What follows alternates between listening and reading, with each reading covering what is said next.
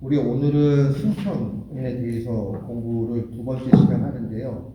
이 승천에 대해서 하기 전에 지난번에 했던 거를 갖다가 두 가지를 리뷰하고 그 다음에 승천에 대한 내용들을 48문, 49문을 그렇게 하도록 하겠습니다.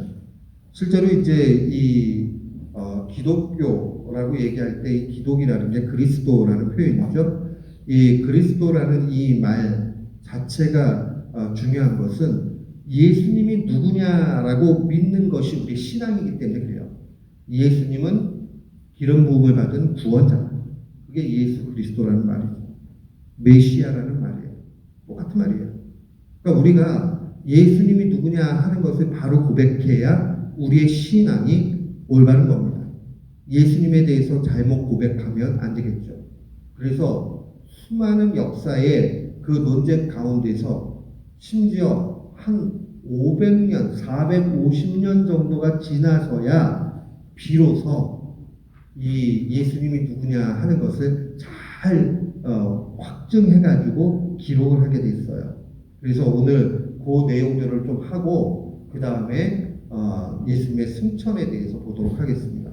교회의 역사를 볼 때 중요한 네 곳을 다섯 곳을 좀 봐야 됩니다. 우리는 그것을 초대교회의 5대 교구라고 이렇게 얘기를 하는데 거기에 지도 보이시죠? 지도를 보면 먼저 여기 이제 지중해 옆으로 이렇게 쭉 있게 되면 여기 지역이 팔레스타인 땅이니까 이스라엘이 있는 곳이에요. 그러니까 요 이스라엘에 있어서도 요단강 아래로 이렇게 보면 여기에 점이 하나 있어요. 여기가 첫 번째 교구가 어디 교구죠? 예루살렘 교구가 있게 되고요. 그 다음에 그 위로 올라가면 북쪽으로 올라가게 되면 안디옥이 있어요. 안디옥. 그래서 안디옥 교구가 있게 되고요. 그 다음에 아래가 여기 이게 아래쪽에 지중해 아래쪽에 여기에는 무슨 교구죠? 알렉산드리아 교구가 있게 되고 거기서 위로 북쪽으로 쭉 올라가면 이 흑해 아래쪽에 땅이 이렇게 연결되면서 있는 요 지역이 어디죠? 콘스탄티노플이에요. 거기 다 돼 있죠? 콘스탄티노플. 그 다음에 우리가 잘 알죠? 장화 모양. 여기 발칸바도 옆쪽에 있는 장화 모양. 어디예요? 여기가. 언제나 전쟁이 많이 나고 있는 원래 옛날부터. 지금은 뭐 안 그렇지만. 이게 이탈리아 땅이다. 이탈리아 만들어 있는 데잖아요. 여기 로마겠죠. 그래서 우리가 꼭 기억을 해야 돼요. 예루살렘, 안디옥, 콘스탄티노플, 알렉산드리아, 로마까지. 그런데 거기 보면은 전체 표시를 할 때 이렇게 이쪽 색깔하고 여기 이렇게 색깔하고 좀 달라요. 왜 그러냐면 교회를 나눌 때에 딱 요 정도의 중심으로 이쪽은 웨스트, 이쪽은 이스트. 그래서 이쪽은 동방교회의 형태가 되는 것이고 이쪽은 서방교회가 되는 거예요. 그래서 실제 처음에 신학적인 논쟁들은 모두 동방교회에서 이렇게 이야기가 됩니다. 그러다가 이 서방교회가 그 칼케돈 회의가 451년도에 열리게 되는데 451년도에 열릴 때 처음으로 이 신학 논쟁된 걸 이렇게 하나로 묶어가지고 그 논쟁이 없을 수 있는 합의안이 도출이 돼요. 그게 칼게돈 신조인데 칼게돈 신조가 나오게 될 때 아주 중대한 영향을 로마 이 교구에서 하나 하게 됩니다. 레오 1세라는 사람이. 그게 처음으로 서방교회가 이 동방교회 신학 논쟁에 아주 중요한 역할을 감당하게 돼요. 그러면서 이 로마 교회가 시간이 지나면서 자기네가 제일 처음이다. 그래서 자기네가 우위설을 막 주장하기 시작을 해요. 그래서 이쪽이 아주 서방교회에 득세하게 되는 거죠. 그래서 동방교회는 4개의 교구가 있었고 서방교회는 로마 하나만 있었는데 서방교회는 특징이 라틴어를 사용했어요. 그래서 여기는 라틴어를 주로 사용했고 여기 동방교회는 뭘 사용했을까요? 그리그 사용했겠죠. 그리고 여기에는 그리스 철학도 있고 그래서 서방교회는 그리스 영향이 없는 거 아니에요. 적어요. 그런데 동방교회는 훨씬 더 많이 있었다. 그러나 하나님께서는 그런 것들을 사용하셨지만 독특한 성경의 그 내용들 속에서 또 하나님이 알려주는 진리는 세속의 철학에 뛰어넘는 그러한 진리의 능력으로 알려주시고 계셨다 하는 것을 기억을 하셔야 돼요. 그래서 이 서방교회가 쭉 이렇게 진행이 되고 동방교회 쭉 진행이 되는데 처음에는 하나였죠. 하나였다가 이 언어도 좀 쓰는 언어도 다르지만 사고방식도 좀 달랐어요. 그러다가 1054년도에 공식적으로 그 이전부터 갈등이 많았는데 1054년도에 동방교회와 서방교회가 완전히 나뉘게 됩니다. 이것을 필리오케 논쟁이라고 얘기를 해요. 이 필리오라는 말이 최우빈 어린이 알아요? 이게 son, 아들이란 얘기예요. 아들이란 얘기인데 여기에 꽤, 라틴어에서 꽤 이렇게 하면 언제나 명사 다음에 꾀를 붙이면 and 그런 뜻이에요. 그러니까는 아들 그리고 그러니까 아들 또한 요 필리오케 논쟁이 뭐냐면 동방교회에서는 성령님은 성부에게서만 나온다 이렇게 고백을 했는데 이 서방교회에서는 전통적으로 성령님은 성부에게서 나오고 또한 아들에게도 이렇게 필리오케 논쟁. 그러다가 이 동방교회와 서방교회가 도저히 야 니들하고는 같이 하나일 수 없어 이렇게 하면서 공식적으로 갈라져요. 그래서 이 동방교회는 오늘날에 있으면은 오르소닥스 정교회가 되는 거고요. 여기 안에는 뭐 그리스 정교회, 그 다음에 뭐 아르메니안 정교회, 러시안 정교회 이런 오르소닥스 철치들이 있게 되는 거고요. 서방교회는 로마 카톨릭 철치가 있다가 로마 교회가 너무 타락하니까 루터가 1517년도에 종교 개혁을 하죠. 그 레포메이션이 일어나게 되고 이러면서 프로테스탄트 개신교가 시작이 되는 거예요. 그러니까 우리는 서방교회의 전통 가운데 있다. 그런데 큰 틀에서 우리가 봐야 되는 것은 원래 이게 다 하나의 교회였다라는 것을 기억하셔야 됩니다. 그래서 동방교회에서 배워야 되는 부분이 있고 또 서방교회에서 배워야 되는 부분들이 있다. 그리고 또 강조점들이 조금씩 다른데 그 강조점들은 우리에게 다 신앙적 유익이 있다. 실제 우리 어거스틴이라는 사람 들어봤죠? 어거스틴이 4세기 사람이야. 350 몇 년부터 해가지고 430년에 돌아가시는데 어거스틴이 로마 가톨릭에서도 존경하고 개신교에서도 존경합니다. 이 얘기를 딱 들을 때 우리가 알아야 되는 건 뭐냐면 신앙의 전통을 잘 고수하고 있는 부분들은 우리가 인정해 줘야 되는 거죠. 근데 잘못된 부분들은 과감히 없애버려야죠.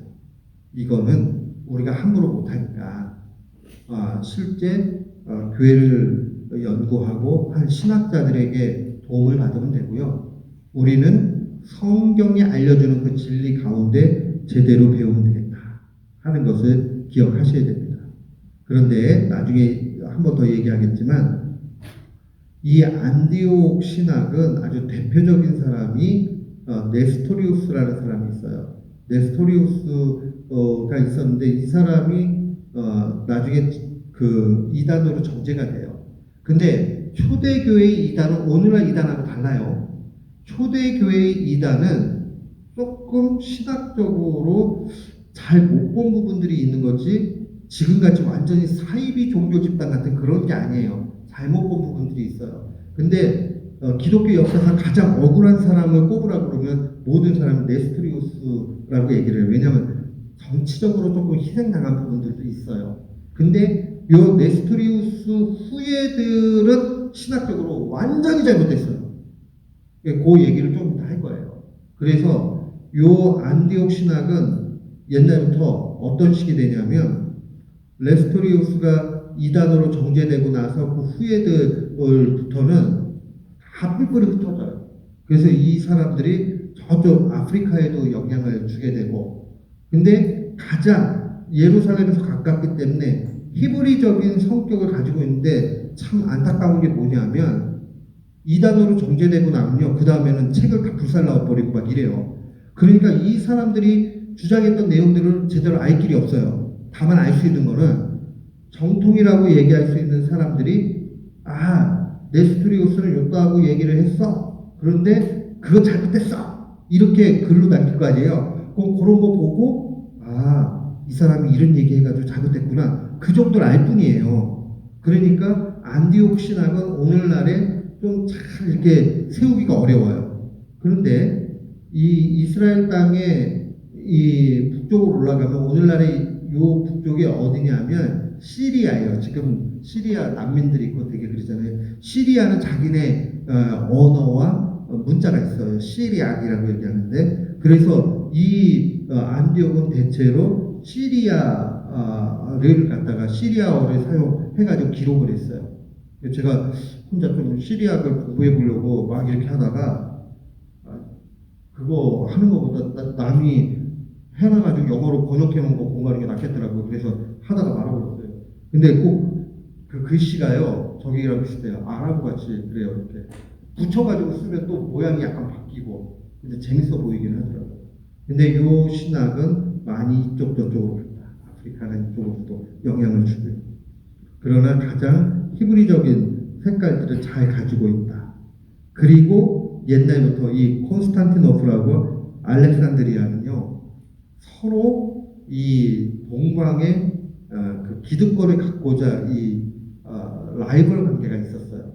그래가지고 여기 콘스탄티노플의 주교가 누가 되는지가 굉장히 중요했어요.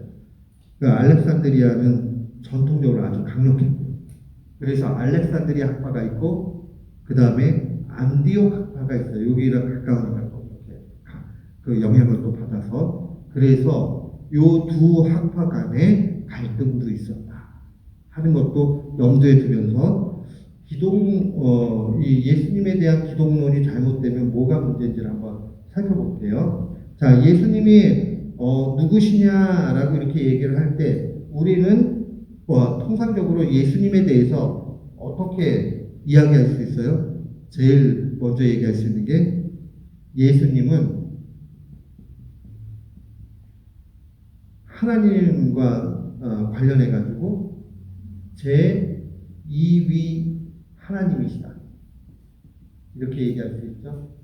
다른 말로 얘기하면 제2위라는 게 성자.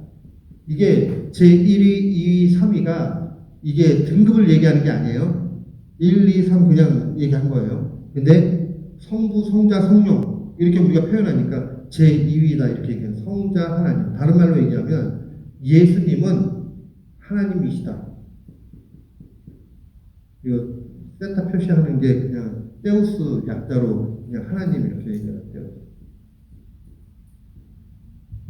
하나님. 데우. 라틴어에서는 데우. 하나님이시다. 그래서 유사 본질이에요, 동일 본질이에요? 동일 본질. 우리가 본질이란 말 자체가 원래 그 본질은 좀 어려운 말이긴 하지만 하나님 그 자체, 그런 의미로 받아들입니다. 하나님 그 자체와 동일하시다. 그러니까는 예수님도 이 땅 가운데 계셨지만 하나님이시다. 이 고백이 첫 번째 중요해요. 이게 삼위일체 논쟁할 때 나왔던 말이에요. 그죠? 예수님이 삼위일체 하나님이시다. 근데 예수님은 독특하게 한 위격, 제2위의 위격이 계시지만 두 본성이 계시죠. 두 본성은 뭐를 얘기해요? nature, two nature, two natures. 뭐와 뭐가 있어요? 신성과 인성이 있다. 요걸 꼭 기억을 해야 돼요. 신성과 인성이 있으시다. divinity, 하나님이시고 또 humanity. 그래서 이거 쉽게 표현하면 이런 거예요. 예수님은 하나님과 동일하시다. 제가 물어볼게요. 그럼 예수님은 우리와도 동일하신가요? Yes! 이렇게 대답해야 돼요. 물론 신성이 있으시니까 그런 면에서 다르지만 우리와 똑같은 인성을 가지셨나요? 이렇게 물어보면 Yes! 이렇게 해야 돼요. 예수님은 하나님과 똑같은 신성을 가지고 계신가요? Yes! 이게 아주 중요한 거예요. 그런데 신성은 어느 곳에나 계시고 인성과도 함께 계세요. 이게 연합이라는 말로 사용을 해요. 연합. 함께 되다. 인간도요, 육신과 영혼이 이렇게 연합되어 있죠. 그러니까 그런 것처럼 분리가 안 돼요. 신성과 인성이. 그러나 구별해서 우리가 설명할 때는 사용할 수 있어요. 원래는 분리가 안 되지만. 이렇게. 그래서 예수님은 신성으로 어느 곳에나 계실 수 있고 예수님의 신성은 인성 속에도 같이 계실 수 있는 거예요. 이해하셨죠? 그리고 인성은 그러나 우리랑 똑같으니까 시간과 공간의 제약을 받으시게 되는 거예요. 이것이 굉장히 중요해요. 이거를 인정을 안 하게 되면은 이단은 아닌데 좀 은혜가 덜해요. 이걸 알고 있으면 은혜가 더 커져요. 그래서 저는 인성이 오히려 제한을 받으신다는 게 우리에게 큰 위로가 된다. 하이데베르그 요리문답도 거기에 기본적으로 가지고서 설명을 해요. 그러면 루터 교회는 어떻게 이해를 하냐면 신성과 인성이 연합되어져 있기 때문에 결국 예수님께서 신성을 통해 가지고 인성과 더불어서 우리와 함께 하신다 이렇게 얘기하는 게 루터 교회예요. 신성과 인성을 통해서 우리에게 이런 걸 갖다 조금 어려운 말로 속성의 교류 이렇게 얘기해요. 신성과 인성이 같이 묶여져 있으면서 교류한다. 그래서 이것도 일종의 커뮤니케이션으로 보는 거예요. 그래서 라틴어에서는 커뮤니카치오 이디오마티움이라는 말로 사용을 해요. 속성의 교류. 그러니까 신성과 인성이라는 속성이 서로 교류한다. 그렇기 때문에 요 신성과 인성의 교류를 통해서 성찬할 때도 임하신다. 루터 교회는 그렇게 이야기를 해요. 그런데 칼빈의 영적 임재에서는 어떤 식이냐면 인성은 지금 승천하셔서 어디 계신 거예요? 하늘에 올라가셔서 하나님 우편에 계시죠. 인성은. 그러면 신성은요? 신성은 제한을 받지 않아요. 그러니까 이 인성 가운데도 계시고 또 이 세계 온 만물 가운데서도 역사하시는 거예요. 그런데 우리가 성찬을 하게 되면 우리 속에 내주하시는 성령님께서 이 그리스도와 우리를 묶어주시는 거죠. 그래서 우리의 눈을 들어서 천상에 계신 그리스도를 높이 바라보면서 주님을 앙망하고 경배하는 것이고, 그러면서 성령님을 우리와 성령님께서 우리를 그리스도와 묶어주시기 때문에 연합이 되는 거죠. 그러니까 우리가 이 땅 가운데 예배 드리지만 천상의 주님을 보게 되는 거죠.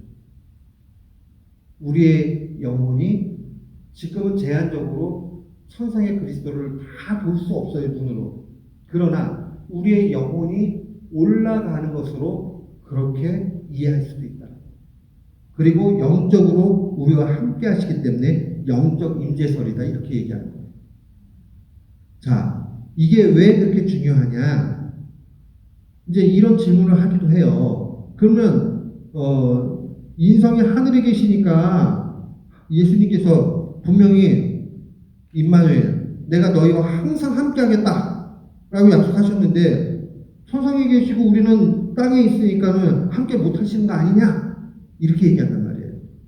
그게 아니고 성령을 우리에게 보내주시는 걸 통해서 아들이 성령을 보내주시고 그의 신성이 성령으로 말미암아 우리와 연합이 되니까 우리 안에서 또 연합이 됐잖아요. 그죠? 그러니까 그것을 함께 하시는 걸로 볼 수 있다.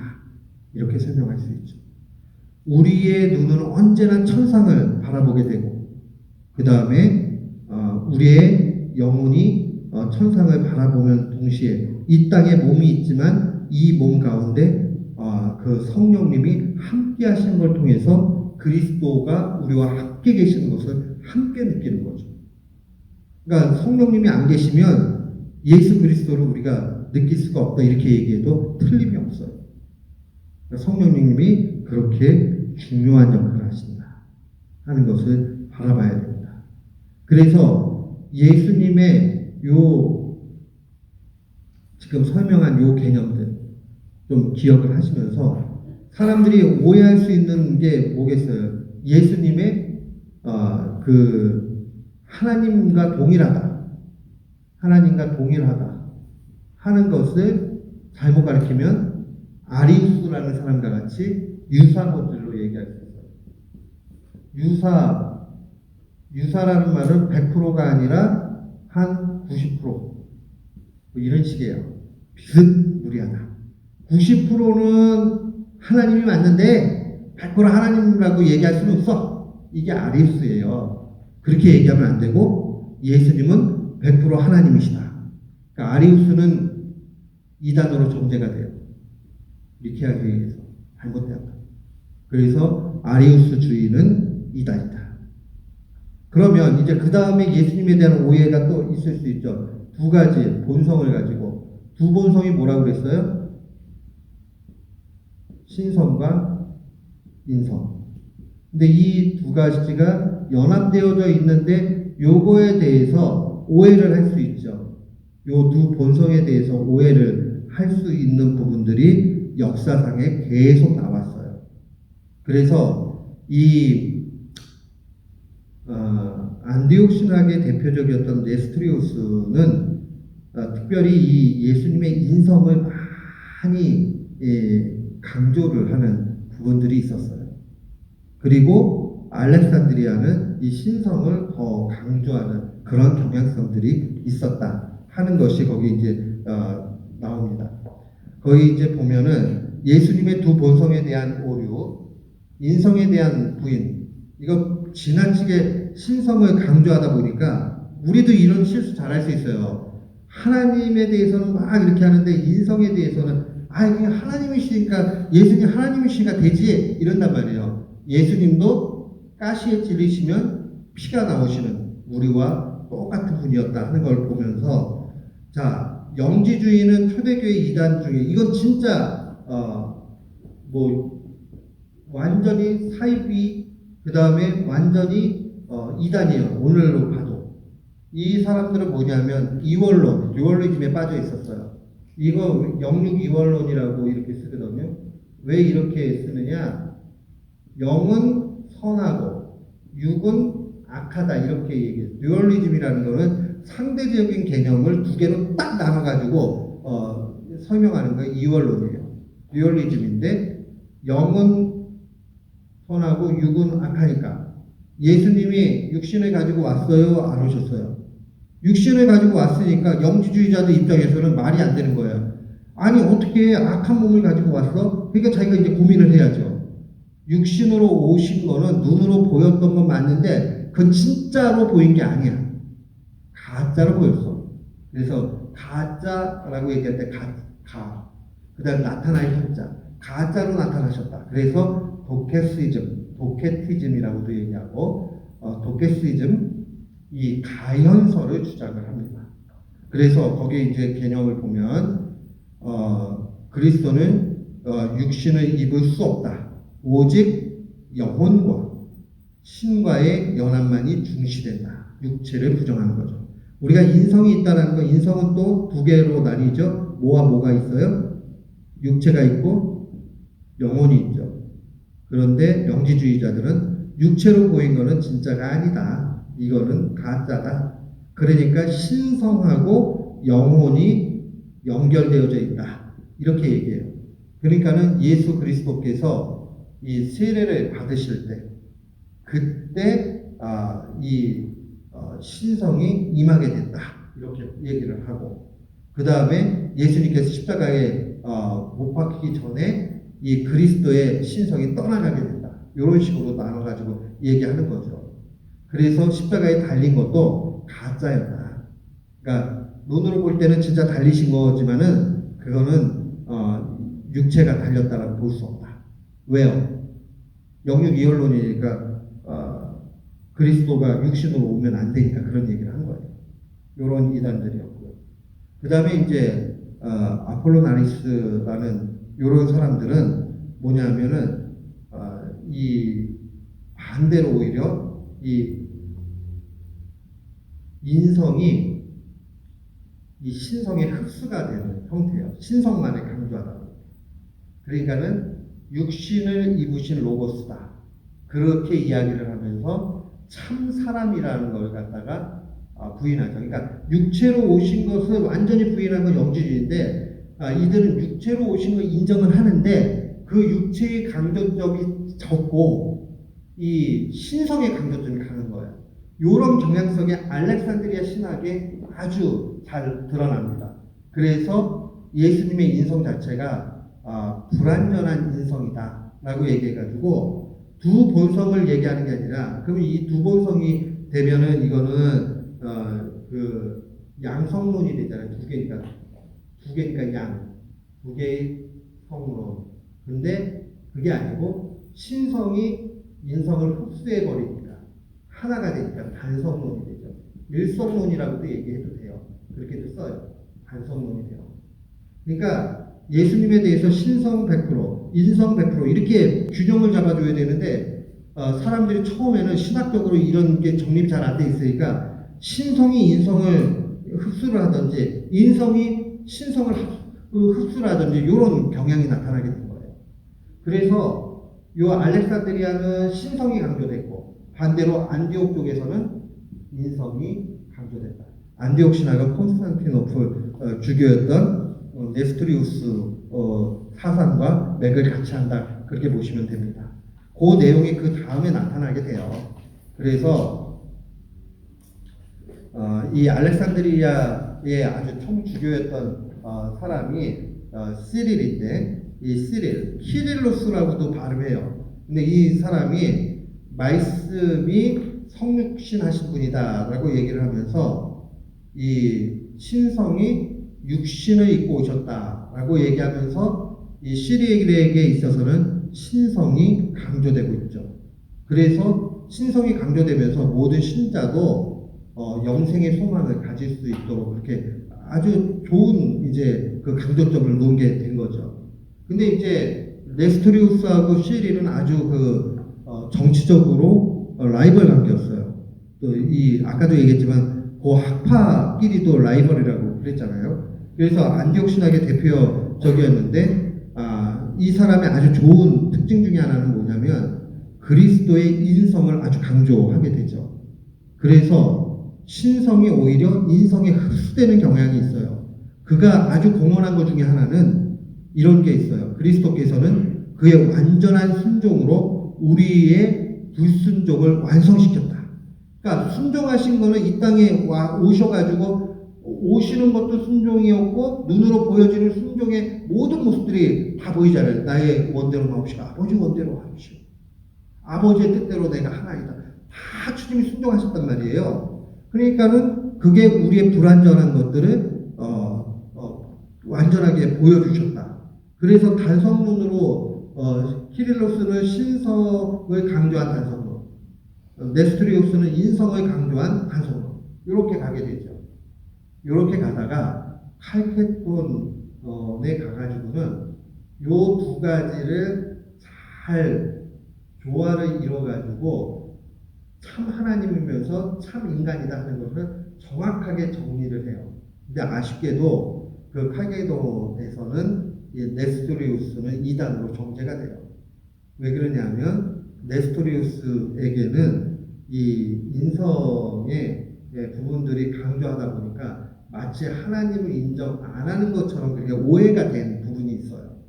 그리고 또 이 신성과 인성의 연합 부분에 있어서 연합인데 그가 결합이라는 말을 좀 사용을 했어요. 연합이나 결합이나 그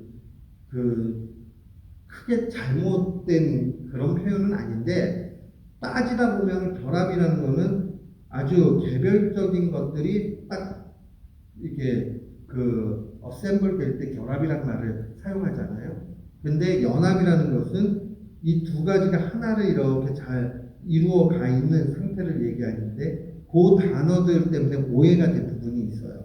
마치 신성과 인성이 딱 분리가 되는 것처럼 느껴지는 그런 것 때문에 좀 어려움을 당하기도 하고요. 그리고 이제 예수님의 어머니 마리아에 대해서 보통은 그냥 그 하나님을 낳은 자, 이 테오토코스라는 말을 그냥 보통 사용했어요. 왜냐하면은 신성이 강조되니까 예수님은 하나님이니까 하나님을 낳은 자 이렇게 했는데 아니 어떻게 마리아를 갖다 하나님 낳은 자라고 표현할 수 있냐? 이게 이제 네스토리우스가 막 반대를 했죠. 인성이 강조가 되니까 자꾸 그렇게 표현하면은 예수님에 대해서 잘못 표현하는 것뿐만 아니라 이 마리아가 너무 높아지고 그래서 실제 서방교회에서 그 마리아 숭배하는 이런 것들도 빌미가 되기도 해요. 그러니까 아예 그러지 말고 크리스토 토커스라고 하자. 그러니까는 그 그리스도를 낳은 자 이렇게 하면 더 좋지 않느냐. 근데 의미론적으로 보면은 그 제안이 나쁘지 않아요. 오늘날로 보면 그리스도를 낳은 자. 근데 이제 알렉산드리아 쪽에서는 이미 다 우리가 하나님을 낳은 자 해도 오해가 없는데 왜 쓸데없는 얘기를 하느냐 막 이러면서 논쟁이 붙으면요 나중에는 감정 싸움이 되죠. 그래서 조금 이 부분들이 갈등이 크게 일어나게 돼요. 그리고 네스토리우스 이후에 그 사람들은 다 그 뿔뿔이 흩어지게 됩니다. 박해를 떠나서. 그러면서 당시에 이제 그 당나라, 중국의 당나라까지 네스토리우스가 도망치고 선교를 하면서 그쪽까지 보급이 들어가요. 그래서 당나라에 이렇게 보면 경교라고 있어요. 경교라고 이 경교가 기독교가 전래됐거든. 이게 네스토리우스 파가 온 거예요. 그래서 이 당나라를 통해서 한반도에도 이 경교가 전래됐을 가능성도 있다 이렇게 보기도 해요. 그래서 십자가 문양 뭐 이런 것들이 출토가 좀 된 거 가지고 이렇게 하는데 아직까지 구체적으로 공인된 것은 없어요. 그러나 어찌되었던 중국 중국 당나라의 이 경교가 전래된 건 확실하게 나오는 것이고요. 그 네스토리우스는 예수님의 인성을 강조하다가 신성도 흡수하는 경향이 있고 예수님의 신성만 강조하다가 인성을 흡수하는 경우도 있고 양쪽이 다 부족하고 잘못되었다. 두 개를 다 강조해야 된다. 그렇게 해서 나온 것이 카게돈 신조예요. 아까 그래서 한 위격의 두 본성. 그런데 이제 유티키스라는 사람이 있는데 이 사람이 이제 콘스탄티노플의 아주 노인 성직자였어요. 근데 그에게 이제 그가 이제 소환을 당했어요. 그래가지고 이제 물어보죠. 그리스도가 하나님과 동일한가? 그가 예스! 여기까지 아주 됐어요. 그 다음에 물어봤어요. 그럼 그리스도는 우리랑 동일한가? 그러니까 얼버무리고 대답을 못한 거예요. 이거 이렇게 대답할 수도 없고 혼합주의가 되죠. 그러면서 기괴한 논리를 얘기합니다. 성육신 이전에는 신성과 인성, 양성으로 계셨는데 성육신 한 이후에는 신성으로 계셨다라는 좀 이렇게 이 두 가지가 혼합돼 가지고 잘못된 얘기를 했어요. 그게 이 유티케스 이단입니다. 오늘날에도 이런 식으로 얘기하는 사람들이 있어요. 예수님의 신성과 인성을 분리를 해가지고 어느 시점에는 양성으로 계셨다가 어느 시점에서는 반성으로 계셨다. 이렇게 얘기하는 이단들이 오늘날에 똑같이 있어요. 예수님에 대한 오해는 아리우스와 같이 유사본질을 얘기하거나 두 본성 중에 하나만 강조를 하거나 아니면 두 본성이 어느 시점에는 두 본성으로 있었지만 어느 시점에는 한 본성이 됐다든가 이런 식으로 오해가 되었다. 그러면 우리는 정통을 잘 알아야 되죠. 이다라니 정통은 어떻다? 예수님은 100% 하나님이시다. 예수님은 100% 인간이시다. 예수님은 신성과 인성으로 계시다. 그리고 우리는 더 안전하게 예수님은 육신적으로 하늘에 오르셔서 하나님 우편에 앉아 계시니까 인성은 하늘에 계시고 신성은 편만히 공간의 제약을 받지 않고 시간의 제약을 받지 않기 때문에 오늘 예수 그리스도는 신성으로 그 안에도 계시고 그러니까 보좌에도 계시고 오늘 여기에도 다 우리가 같이 계시다. 그런데 그의 예수 그리스도와 우리를 연결시켜 줄 때 우리 속에 계신 성령님이 그리스도와 우리를 묶어서 하나가 되게 하시니 우리는 임마누엘 신앙을 고백해도 아무런 잘못이 아니다. 이제 조금 감이 잡히셨어요? 네. 머리를 이렇게 하다 보면 좀 쉽지는 않은데요. 자꾸 이렇게 반복해서 들으면 쉬워집니다. 그래서 지금 설명한 거를 갖다 복습할게요. 거기 있는 거를. 그리스도의 신성과 인성은 어떻게 연결되는가? 신성은 어느 곳에나 계시고 신성이 인성 속에도 계신다. 다만 인성은 어느 곳에나 계신 것이 아니다. 그래서 인성은 승천하신 이후에 예수님의 인성은 어디 계시죠? 하늘에 하나님 우편에 계시다 하는 것을 기억하시면 돼요. 그런데 그 다음에 그리스도의 신성은 인성에도 계시고 인성 밖에도 계시기 때문에 신성과 인성은 분리되지 않는다. 그러나 그리스도의 인성은 분명히 인성이니까 공간의 제약을 받고 시간의 제약을 받지요. 그러나 그의 신성은 무한하시다. 요게 승천하셨을 때 우리가 승천하신 그리스도를 생각할 때에 천상을 묵상해야 됩니다. 우리의 두 눈은 언제나 하늘을 바라봐야 되고 우리의 마음의 눈은 그리스도를 바라봐야 됩니다. 아셨어요? 네, 그러면 승천하신 목적은 뭐냐? 왜 오르셨느냐? 그것은 아버지의 영광과 자기 영광을 위해서 승천하셨다. 이 말이 무슨 말이냐? 원래 하나님의 영광은 땅에 있어요? 하늘에 있어요? 높은 하늘에 있으시단 말이에요. 그러니까 원래 하늘에 계신 게 맞는 거죠. 그죠? 하늘에 계신 게. 근데 하늘에 계셨던 하나님이 육신을 먹고 육신의 몸을 입고 이 땅을 내려오셨죠. 비하, 낮아지셨단 말이에요. 이건 낮아지심이에요. 낮아지심. 그러다가 십자가에 달리시고 그 다음에 지옥의 상황까지 내려가시고 완전히 낮아지셨다가 부활하시는 걸 통해서 높아지시고 승천, 하늘에 오르신 걸 통해서 원래의 영광대로 가신 거죠. 그러니까 하나님의 영광이 이 승천을 통해서 그대로 보여지죠. 그리고 그거는 우리의 영광도 돼요. 왜요? 우리의 본향은 하늘에 있고 위의 것에 있고 그리스도가 우리의 맏형이 되시고 우리의 머리가 되어주시니 지체된 우리는 머리가 있는 곳을 향하는 게 당연한 거죠. 그러니까 우리의 영광도 여기에 올라가는 데 있어요. 이 땅에 있는 게 아니에요. 이 땅에서 조금 적은 수익을 갖고 적은 위치에 있어도 걱정할 게 없어요. 우리가요 여기 이 땅에 있을 때는 천사보다 조금 능력적으로 조금 못해요. 그러나 하나님 나라에 올라가면 우리가 천사보다 높습니다. 그러니까 얼마나 하나님 우리를 높이시는가 생각해 보세요. 그러니까 우리의 영광이 하늘에 있다는 것을 승천 교리를 통해서 알려주시고자 한다. 그러면 그 목적이 뭐냐? 그 유익이 뭐냐? 앞에 세 가지, 뒤에 세 가지가 있는데 이 앞에 세 가지는 아주 직접적으로 우리에게 주시는 거고 그 다음에 그 세 가지의 내용이 암묵적으로 우리에게 또 내포하는 게 뒤에 세 가지예요. 그 6가지인데 로마서에 보면 8장에 보면 예수님이 하나님 우편에 앉아 계시면서 우리를 위해서 간구하신다. 얼마나 커요.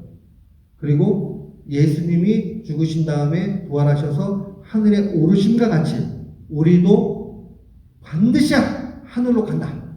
그러니까 예수님이 지옥에 머물지 않으시고 하늘에 계시다는 게 우리에게 위로가 되는 거예요. 나는 진짜로 주님 닮아서 주님과 같이 하늘로 올라간다. 그러니까 예수님께서 내가 거할 처소를 예비하러 가고 거할 처소가 많다 하시는 말씀이 얼마나 위안이 되는가 생각해 보세요. 저도 아직은 감이 좀 덜어요. 아직 살 날이 많다고 혼자 생각을 해가지고. 근데 연세가 드신 분들은 소망이 없잖아요. 근데 승천교리를 잘 알면 우리 주님이 계신 그곳, 거할 곳이 많은 곳, 천국, 가장 좋은 곳, 눈물 슬픔이 없는 곳, 예수님이 계신 그곳 얼마나 위로가 돼요. 그곳에 우리도 간다. 그리고 또한 예수님이 승천하시고 나시면서 약속을 하셨죠. 내가 올라가지만 또 다른 보혜사가 누구예요? 성령님. 성령님을 너희에게 보내주겠다. 그래서 교회를 통해서 우리를 위로하시고 보호해 주신다. 그러니까 예수님이 승천하지 않으셨으면 성령님이 오실 이유가 없죠. 예수님이 이제 다 돌아다니면서 이제 돌보시겠죠. 근데 그렇게 안 하셨단 말이에요. 그것이 승천하셔서 교회를 이끌어 가시고 성령님을 통해서 우리를 또 위로해 주시니까 교회 속에서 또 성령님을 통해서 위로해 주시니까 큰 힘이 되는 거죠. 그리고 이제 네 번째 보면 그가 보좌에 앉으셨으니까 신자에게 죄사함이 충만히, 왜냐하면 십자가에 달려 죽으신 걸로 완벽하게 우리의 죄를 사해 주셨고 그 보좌에 높이 오르셨으니까 우리 죄가 완전히 사해졌다는 게 확증이 된 거죠. 그죠? 그 다음에 사망과 죄의 사탄의 모든 악한 세력을 이기셨다. 천상의 보좌에 오르셨으니까 이긴 것을 확실하게 보여주는 거죠.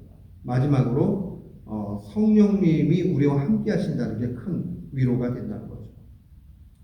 성령님은 삼위일체 하나님으로 영원 전부터 계셨고 부활 이전에도 이후에도 예수님께서는 성령님을 주셨지만 우리 그러잖아요. 복음서 사도행전에 있다 보면 난 성령 세례를 받은 적이 없다. 물세례를 받았는데 성령에 대해서 내가 들어본 적이 없다. 이런 얘기가 나온단 말이에요. 성령님이 그 전까지는 안 계셨던 게 아니라 오순절 성령 강림은 언제 오신 거예요? 예수님께서 부활하시고 이 땅 가운데 계시고 승천하신 다음에 이 성령님이 오신다 그랬잖아요. 그 성령님이 오신 그 사건이 아주 강권적으로 크게 나타났다라는 강조점이지 성령님이 갑자기 오순절 이후에 나타나셨다는 뜻이 아니에요. 그 전부터 계셨다 하는 것을 기억을 하시고요. 그러나 그리스도의 승천과 우리의 승천의 차이가 있고 동일한 점이 있어요. 일치점은 뭐냐면 그리스도께서 승천하셔서 천국에 계신것 같이 우리도 천국 간다. 그 다음에 그리스도의 높으신 영광의 오르심과 같이 우리의 영광도 높아진다. 물론 우리가 천국 간다고 예수님하고 똑같아진다는 얘기는 아니죠. 예수님 높으시죠. 그러나 우리는 그 천국에 간다 하는 것이죠. 그런데 차이점은 그리스도는 자신의 능력과 덕으로 승천하신 거지만 우리는 우리 스스로 승천할 수 있어요? 승천 못해요. 우리는 예수님 덕분으로 승천한다. 하늘로 간다. 그런 것을 알아야 되고요. 그리스도는 머리이시고 우리는 지체다. 그 다음 마지막으로 그리스도는 우리를 위해서 승천하셨지만 우리가 승천하는 게 그리스도를 위하는 건 아니에요. 우리가 뭘 해가지고 그리스도를 위하는 일을 할 수 있겠습니까? 그런 뜻이 아니죠. 그래서 하늘에 오르사라고 신앙 고백할 때에 우리가 기억을 해야 되는 거는 그리스도께서 하늘에 오르셨고 지금 우편에 계시며 장차 심판하러 오신다. 실제적으로 천상에 계신 것을 믿어야 돼요. 하늘에 오르사 이 고백 속에. 그리고 나를 위해서 승천하셔서 우리를 위해서 간구하고 계시다. 그 위로를 받아야 돼요. 주님을 바라보고 저 높은 곳을 나를 위해서 기도해 주시오. 우리를 위해서 기도해 주시오. 그럼 얼마나 위로가 돼. 우리가 누가 나를 위해서 기도해줘도 위로가 되는데 예수님이 친히 기도해 주시고 우리가 빌바를 알지 못할 때 성령님이 탄식하면서 기도해 주시고 보좌 우편에 앉아 계신 예수 그리스도께서 우리를 위해서 기도해 주시니 얼마나 좋아요. 우리가 그 믿음 가운데 나아가야 됩니다. 우리 문답 48번 한번 보겠습니다. 다 갖고 오셨어요? 갖고 다니셔야 돼요. 자꾸 갖고 다니시고 보셔야 그 다음에 눈에 익습니다. 네, 48번. 오늘 48번. 한번 같이 읽겠습니다. 그리스도의 신성이 계신 곳에 그의 인성이 계시지 않는다면 그리스도의 두 본성이 서로 분리되어 있다는 겁니까? 그러니까는 그리스도의 신성이 계신 곳에 인성이 계시지 않죠. 마치 그냥 볼 때는 인성은 하늘에 계시고 신성은 그럼 이거 분리되는 거 아닐까? 그렇지 않죠. 거기 보면 분명히 그렇지 않습니다. 그의 신성은 제한받지 않고 어디에나 계시기 때문에 이 땅으로부터 올리우신 그의 인성 영역 너머에도 그리스도의 신성이 분명히 계십니다. 그와 동시에 그의 신성은 그의 인성과 인격적으로 연합하여 계십니다. 천상에 오르신 예수 그리스도와 인성은 분리되지 않고 같이 계시고 그의 신성은 또한 어느 곳에나 이 인성 넘어 있는 어떠한 곳에도 다 계시니까 아무런 문제가 되지 않는다는 거예요. 분리되지 않는다. 그 다음에 그리스도의 승천은 우리에게 어떤 유익이 있습니까? 첫 번째 같이 읽습니다. 시작. 그리스도는 하늘 곧 그의 아버지의 면전에서 우리를 위하여 변호하고 계십니다. 간구하신다는 말이죠. 둘째, 우리의 육체가 하늘에 있다는 말입니다. 그것은 우리의 머리 되신 그리스도께서 자신의 지체들인 우리들을 하늘의 자신에게로 데려가실 것의 보증입니다. 그러니까 우리가 죽게 되면요. 아니 머리가 하늘에 계시니 지체에는 우리가 딸려 올라가는 건 당연한 거잖아요. 우리는 천국 간다. 결단코 지옥으로 떨어질 수 없다 하는 보장이 됩니다. 셋째, 그에 대한 보증으로 그리스도께서 성령을 이 땅에 우리에게로 보내십니다. 성령의 능력으로서 우리는 이 땅의 것을 추구하지 않고 하나님 우편에 앉아 계신 그리스도께서 계신 위의 것들을 우리의 목표로 삼게 되었습니다. 그러니까 우리의 목표는 이 땅이 전부다가 아니라 천상을 바라보게 된다. 위를 바라보게 된다. 승천교리의 굉장한 유익입니다. 꼭 이 부분을 보시고 벌써 우리가 49분까지 공부를 했는데 교회사도 이렇게 정리를 하다 보면 자꾸 정리하다 보면요 이렇게 익숙해지고 그래요. 제가 잊을만 하면 한 번씩 할 거예요. 그러니까 우리는 최소한 설명을 다 못하더라도 딱 들으면 이거 잘못됐는데 이건 맞는데 정도는 분별할 수 있어야 돼요. 그래서 나중에 더 명확해져 가지고 남한테 설명할 수 있으면 진짜가 돼요. 하나님이 우리에게 반복시켜 주셔서 분명히 그렇게 해 주실 줄은 믿습니다. 자, 한번 기도하겠습니다.